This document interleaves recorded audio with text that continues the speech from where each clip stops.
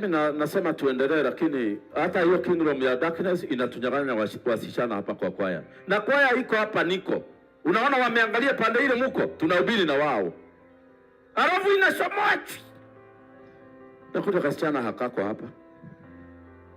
Na akawezi kutatika. Ukijaribu kukauliza, wanakuuliza mtoto, ni Mungu anapeana ama ni wanaume? Unamwambia ni Mungu. Basi Mungu amenipa. Sasa mtu akikuuliza mtoto anapeana kwa nani, unaweza kumwambia ni wanaume wanapeana? Si ni Mungu? Yaani tuombeabe sana. Ndio mnasikia bishop wengine wametadika mtu makofi. Ni Mungu tu amenizuia nitadike watu wengine makofi. Nasema tu haleluya. Paka unaweka mikono kwa mifuko for safety purposes. Unasema ati nasikiaje? Mikono kwa mifuko. Unasikia inatoka inambia stay there in the name of Jesus. So Biblia inasema kwenye verse 25, walikamata watumwa wake wakawapiga. Tunajua of course watu wale walipigwa na mawe kwenye Biblia. Tunajua hata Elijah vile alikibiswa, manabii walikibiswa, wengi waliuawa. Kina Yeremia mnakumbuka alikuwa amefungwa, amekaa kama X. Amewekwa kwenye shimo liko na matope, imefika hapa na amefungwa mikono na miguu anakaa hivi. Yeremia nabii ambaye ametuandikia Bible. Ndio hao watu tu wa ufalme wa giza ndio walifanya hivyo. Na mwishowe wakati miaka 1400 ilikwisha tangu Mungu aumbe Adam, ni nani alituma? Mtoto wake mwenyewe ambaye tunakumbuka kuzaliwa kwake this week. Akamwambia ni nani ataenda? Biblia inasema kwenye Isaia Mungu aliitana meeting, general meeting. Akasema sasa dunia mahali imefika, wameua watumishi wote nimetuma, wameua kila mtu. Akauliza watu wale wote walikuwa mbele yake, malaika wote, na of course Yesu na wengine. Akauliza nani ataenda kwa ajili yetu? Akasimame kwenye mwanya katikati yangu na wanadamu nisiwamalize. Yesu alikuja mpaka hapa mbele, mbingu yote ikanyamaza. Akasimama mbele ya kiti cha enzi cha Mungu, akamwambia nitaenda. Hakuna malaika aliongea, hakuna mtu alisema ni kitu gani, na walikuwa wanaongea wakiwa mbingu ya 7 kule juu kabisa. Mungu akanyamaza, akasema hivyo ndivyo ilikuwa imepangwa tangu misingi ya dunia ilipowekwa. Akamwambia utaenda wakati ukifika. Isaia akaambiwa, maana alikuwa kwa hiyo meeting. Isaia imagine yako duniani na ako kwa meeting ya mbinguni. Akaambiwa aenda useme neno ndio ataenda duniani, na uandike, tazama bikira atachukua mimba naye atamzaa mtoto, jina lake ataitwa Immanueli, yani Mungu pamoja na sisi. Isaia akaandika, na akaambiwa serikali yote itakuwa kwa mabega yake na ataitwa Mungu. Ni Mungu alisema hiyo maneno. Isaia akakuja katabiri. Kuanzia siku ile Isaia alitoa hiyo unabii, wasichana wakawacha kuolewa. Walikuwa wanakaa kwa nyumba mpaka wanakufa, wakigojea ndio watazaa. Mpaka wakati wa Yesu, wakati Yesu amefika kuzaliwa, Mariamu alikuwa tayari hata yeye amesajiliwa kujiunga na mabikira, akakaa Jerusalem akigojea kama yeye ndiye atachaguliwa kuzaa Mwokozi. Instead malaika alimkuta kabla hajaenda. Wakati wamemtayarisha aende, alikuwa ameanza kufika miaka ya sasa teenage, ndio malaika alikuja akamchukua, akamwambia ni wewe utazaa mtoto. Mariamu alikuwa hajafika umri wa kuolewa akizaa mtoto Yesu. She was a young girl. Kulingana na historia ya Israel hakuwa amefikisha miaka 20 at all. Na Bwana akamwambia ukisikia Mariamu aliambiwa utashika mimba uzae Mwokozi, akaenda miguu kutoka Nazareth mpaka kule kwa Yohana kwa Elizabeth cousin. Alienda miguu, hakubebwa na gari. Mwanamke mdogo iko na nguvu, anaenda hiyo milima bio na iko na mimba. Alafu akarudi tena bio mpaka Nazareth. Tena mzee akamwambia Joseph, Sasa turudi, tunaambiwa tuhesabiwe. Mariamu ameenda safari yote ya kutoka Nazareth kilomita 46 mpaka amefika kule Bethlehem, alafu amezaa usiku huo. Mama hana shughuli, hata hakusikia, hakuitiwa ati hospitali ati nini. Na baada ya siku chache wakashika safari ya kwenda Misri, na hatusikii Mariamu akigojeka. Kwanza tunasikia akipata watoto wengine wengi. So sasa akatuma mwana wake mwenyewe, na hiyo mwana alituma ndio umeletea fujo hapa. Utafanywa nini Yesu akirudi? Uliza jirani, kulingana vile umekaa utafanywa nini Mungu akirudi mwenyewe? Na alituma mtoto wake mwenyewe na umelete fujo. Ndio sasa kuna revival ya kuoa bibi nyingi. Ndio Yesu ajua ufalme umeshukuliwa. Maana originally Mungu wakati alitengeneza Edeni aliweka mwanaume na wanawake wangapi? Si mmoja tu. One wife, one Adam. Sasa hiyo plan ndio sasa Mungu anataka kurudisha. Ya kwamba kama utaoa utakuwa na mke mmoja. Sasa ndio revival ya wanawake wengi imeingia dunia mzima. Na si Kenya peke yake. It is international. Hakuna mtu anataka mke mmoja tena. Hata nimesikia nilisoma kwa gazeti moja wameandika ati Christianity lazima isukumwe kwa sababu ndio ilifanya tuoage mke mmoja, na sisi tunasikia kuoa wanawake 10. Kwa sababu Mungu akiona kila mtu ako na wanawake wawili hapa duniani, 3, 10, 20, si atajua ufalme hana? Atatawala na nani? Na Shetani amesema mahali imeandikwa, watu wale watatawala na Yesu Jerusalem ni wale hawajajichafua na wanawake. Hawakukusanya wanawake wengi wakafanya wake zao. Sasa mnaona Yesu akipata Nairobi mwanaume ambaye hajashafuka na wadada. Kwani hamuongei? Wadugu, Bwana asifiwe. Bwana asifiwe wadugu. Yesu atapata wazee hapa Nairobi. Kwani hamuongei? We are discussing. Kairiwe kulita adhuri kuma. Mnaona kama Yesu akitawala Jerusalem kutakuwa mwanaume hata mmoja mweusi? Ni wasungu tu wamefaulu. Mimi nilikuwa nafikiria wale wanasema wamejitoa kwa kasi ya Bwana kwa sababu ya kuhubiri, na wamesema hawataoa, hawa ndio watakuwa Jerusalem. Alafu nimeenda kwa wao, wananiambia hata kama hatujaoa tuko na watoto wengi kuliko wewe Archbishop. Wameniambia hivyo, tumekaa chini. Ninaambia mtu sasa wewe unajua ulijitoa kwa kasi ya Mungu, hautazaa hapa duniani. Life inakuwa namna gani ukiwa hivyo? Aliniangalia akaniambia, askofu haujui tuko na watoto wengi kukushida? Alafu nikaenda kuombea mama mmoja. Nilisikia ako na shida sana, anataka kujiua na auwe watoto. Nienda kwake. Nikabeba mke wangu na watu wengine tukaenda kumutulisa na kumwambia asijiue. Nikamuuliza, hii watoto wote 5 ni wa nani? Akaniambia ni wa priest. Dialili. Sasa nikisema nini? Nikamwambia anakujaga kuangalia. Akaniambia anaweza kuonwa. So hakuonwa akipata, lakini ataonwa akilea. Si due pepo. Sasa wafanyaje?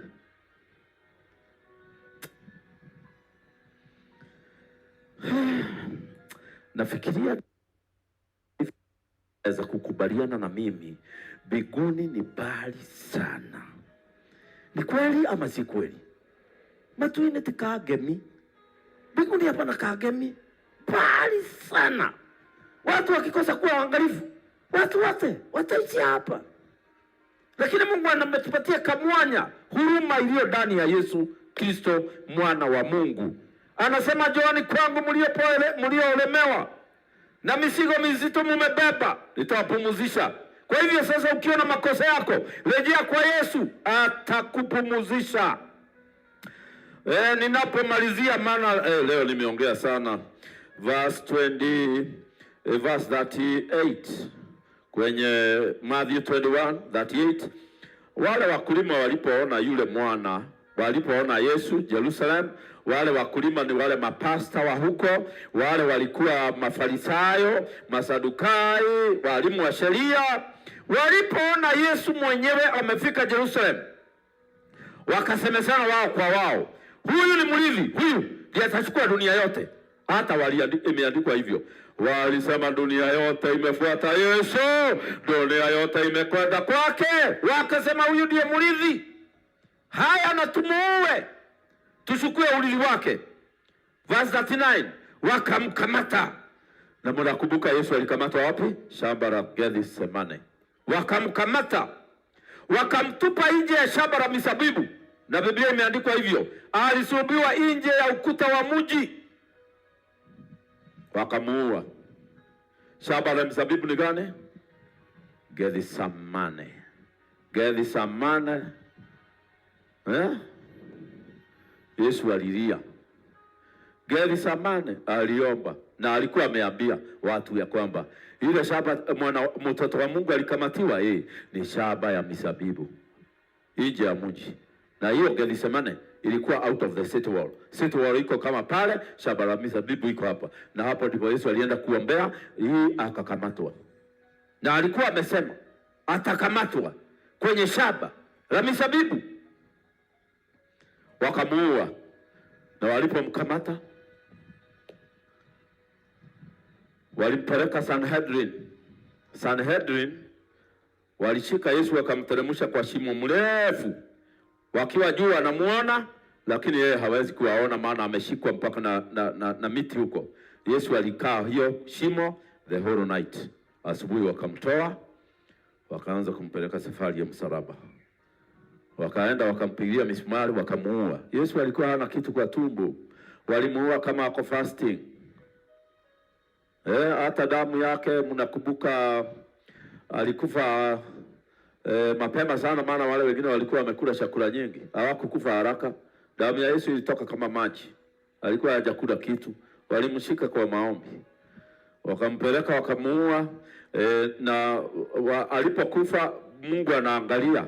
Watu wale waliwacha wakulima, ni sisi kama leo, ni sisi wakulima, sisi ndio tunalima nyinyi shamba, nyinyi ndio shamba ya Mungu. Sasa wale wahubiri wanalima siku hizi, la hii mwenye shamba akikuja, sijui tutajifisha wapi. Watu wanalima wakikula. Imagine kuna watu tuliambia kwetu shamba wakuje wavune viazi, alafu jione tuwalipe, wakaakisha moto.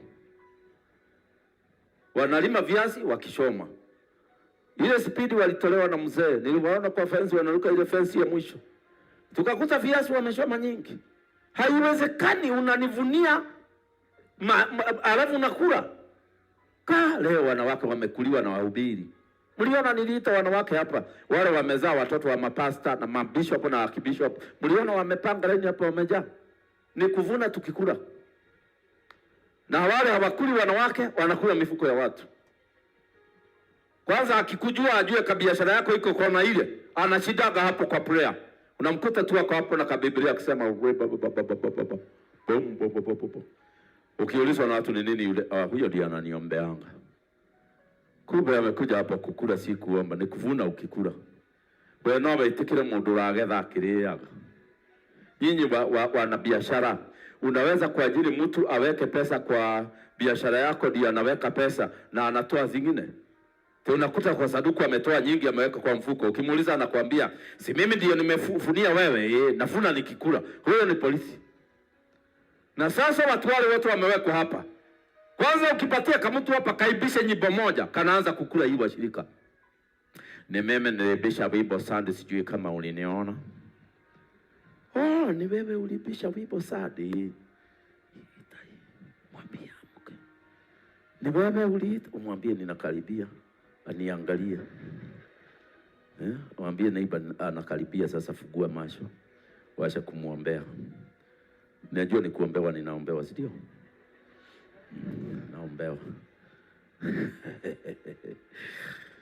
Bwana Yesu asifiwe. Na ninajua kondoo nyingi ziko hapa zimekuliwa na wavunaji. Injili inahubiriwa, unaitwa uone pastor baada ya ibada. Anakuita anakuambia kuja hapa, kuna ka project tuko naye hapa. Nimekuona tu nikihubiri, Bwana akaniambia cheese the one, cheese the one, cheese the one, cheese. Ni kama Bwana anaongeanga hivyo. Kweli Bwana ananibonyesha hapa, anaweza kukuja kukuambia kondoo ile utakula. Kula hii, kula hii, kula hii. Na ndio Biblia inasema wachungaji tuwe mbele, kondoo situfuate nyuma. Maana ukifuata kondoo nyuma, utaona zile nono na usije. Ukiona mtu anashuka kondoo zako anafuata nyuma, atashija. Lakini yule ako mbele hajuagi mnono na nyembamba. Sasa mtu akijua uko na pesa, unasijwa after service. Kwa kuna gari ninataka kununua. Na nilipoomba Bwana aliniambia ni wewe utanunua hiyo gari. Na akaniambia nikupatie hiyo mzigo. Na hiyo ndio itazuia wewe umalizwe. Usiwe tikulia ng'ondu yene. Uthugu na yothe nginya mahindi. Nakula kodoo mpaka na tumepewa tu manyoya yenu sadaka. Sadaka hii mnatoa hapa fungu la 10. Si za pledge mnafanya hapa na sadaka zingine manyoya peke yake. Lakini sasa kuna watu wameanza kutoa kagosi. Anakata kagosi 2 inches by 2 inches anatafuna. Ukimaliza miaka uko na gosi. Hata wengine wanapewa tu kipawa shotusha kutabiri. Akianza hapo kusema raba anasema Bwana, anakula kondoo hapo tu. Unakuta amehama kwake, anaishi kwa kondoo moja mnono hapa. Anaenda kusource mayai ya mtumishi wa Mungu. Dhaweji za mtumishi wa Mungu.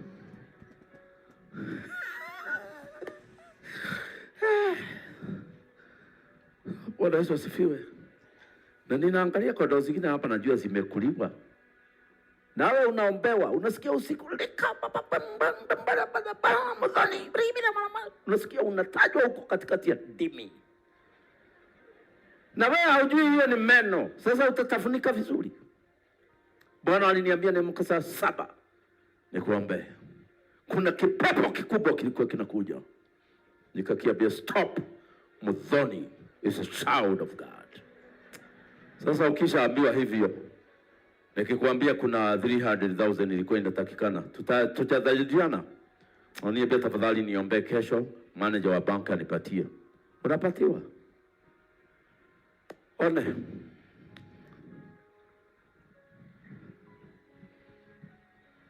Kuna watu hawajasikia vizuri nikiongea hivi. Lakini nitaendelea kuongea na mimi siogopi. Kwa sababu ni Mungu aliniambia nihubiri hivi. Na nitahubiri hivyo mpaka mwisho. Na kama kuna mtu nyinyi nyote mnakuja kwa hii kanisa. Nyinyi nyote mnakuja kwa hii kanisa. Hakuna mtu hata wakati tulikuwa na washirika hapa tu mbele. Hakuna mtu nimewapi kupigia simu. Nikakwambia nipe pesa. Kunaye. Inua mkono nione. Never. Hakuna mtu nimewahi kukuja kwako kwa biashara ama kwako nyumbani nikakwambia nipe pesa. Na nilikuwa ninahitaji kama family man, niko na watoto shule, lakini nilijikakamua kama wewe mpaka Mungu wangu anibariki. Lakini sasa kumetokea watu wa ajabu ambao hatuelewani. Hatuelewi. Akipata kangali, hii kiti ya mbele ni ya mshirika msishana. Ana shida hapo.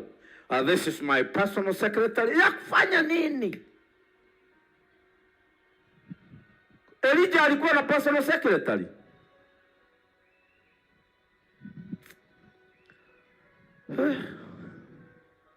Bwana Yesu asifiwe. Bwana asifiwe. Mwe mnatuombea sana. Hata kuna watu wengine wanakujanga kama kwaya kama hapa. Kumbe uniform yake ni license ya kukula kondoo hapa. Ukifaa hiyo uniform, sasa ni kutafuna. Amepata license ya kutafuna. Nilikuta kijana mwingine tulikuwa tunafanya kazi naye. Yeye anafanya kazi tu ya nikiitwa pale ananiletea Bible hapa. Nikirudi pale tunarudi naye. Nikitaka hii kitabu nimesahau ananiletea. Kumbe hiyo ndio trading license. Leseni ya kufanya biashara na washirika.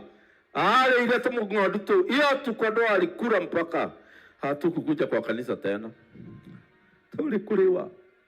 Anaenda kwa dada mmoja anamwambia, sijui kama umenifahamu vizuri, uso huu unaukumbuka?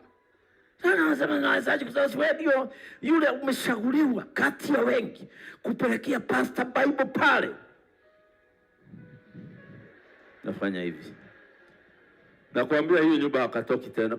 Nani alikuwa anakauliza, "Mbona unanona na mimi sinoni na mimi ndiye boss na wewe ndiye mayasinza wangu mkubwa kuliko mimi?" Kumbe ni mayai. Bwana amesema leo mtumishi achemshiwe kuku mzima.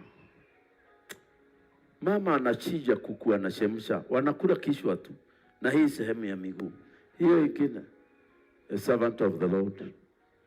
Sasa naona amekuwa mkubwa. Mayai. Sasa akirudi Yesu, mnaona watafanya nini hapa madhabahuni? Biblia inasema basi atakapokuja yule bwana wa shamba la mizabibu, atawafanya wakulima wale nini?